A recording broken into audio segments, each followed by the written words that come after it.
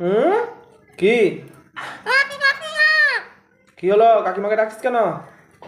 কাকিমাকে ডাকছিস কেন? কাকিমাকে ডাকছিস কেন?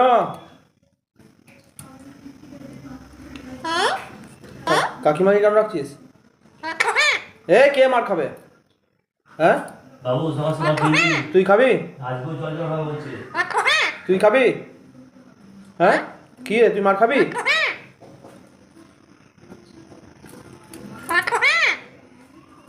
সকাল সকাল ফিরে পড়বি।